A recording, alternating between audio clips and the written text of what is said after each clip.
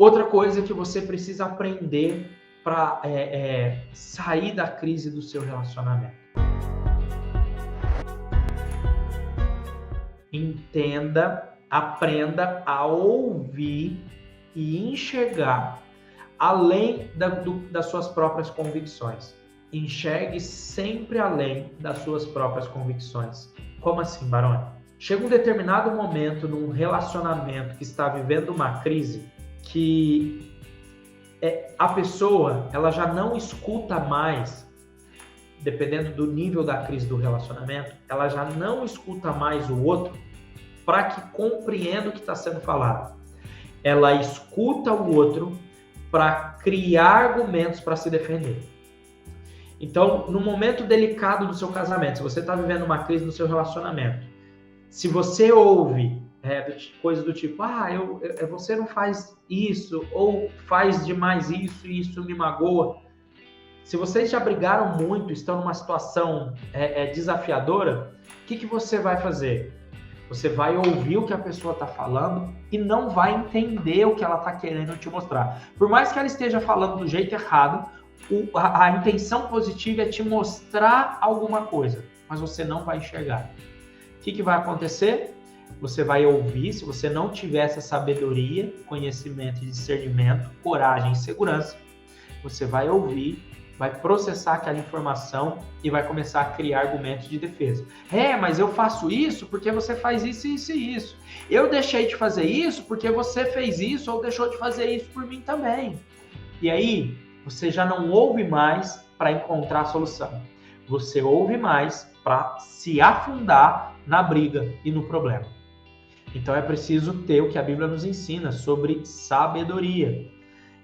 Esse provérbio, em Provérbios 14:1, diz que a mulher sábia edifica o lar e a tola destrói com as próprias mãos. Eu entendo também que o homem sábio edifica e o tolo destrói com as próprias mãos. Provérbios também, acho que 25:3, fala que o homem que tem conhecimento, sabedoria, aumenta a sua força.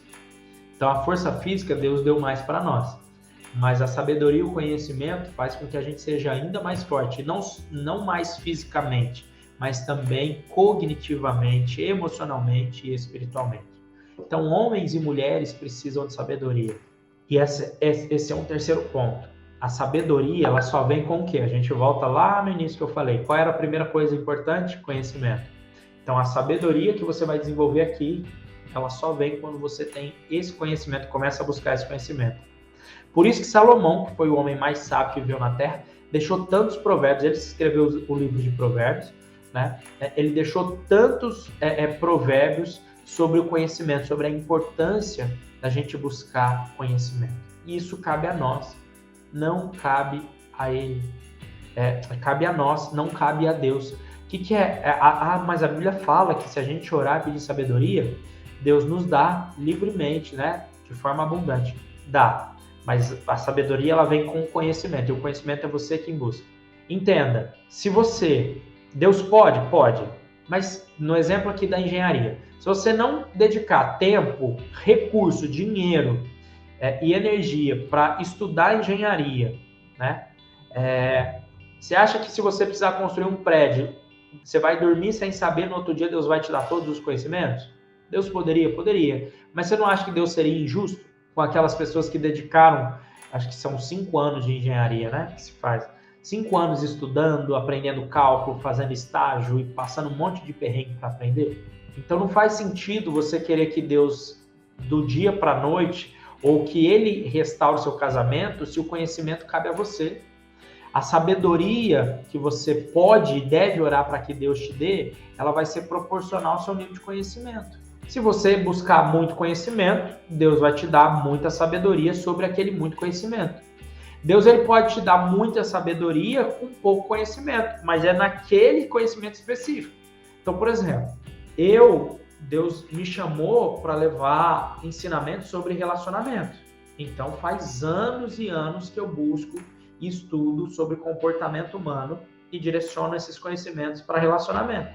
Então, Deus, com o pouco conhecimento que eu tenho, ele pode me usar muito dentro desse conhecimento sobre relacionamentos. Agora, se Deus me coloca Imagina que Deus não coloca, não. Eu vou falar, sei lá, sobre um assunto, aviação, vou falar sobre universo, sem conhecer astronomia, né? Conhecer sobre planetas, sobre as galáxias. Se eu for falar com um cara da NASA, eu vou passar vergonha.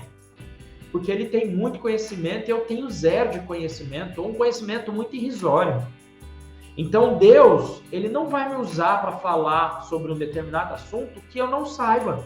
Se você conhecer um versículo da Bíblia, Deus, ele pode fazer você pregar aquele versículo de infinitas maneiras e falar em milhares e milhares, infinitas pregações que você fizer sobre aquele versículo. Ele pode transbordar com um versículo. Agora, se você conhece, dedica tempo a estudar a Bíblia, né, a ler a palavra de Deus, ele vai te dar mais conhecimento. E aí ele vai te usar mais sobre esse muito conhecimento.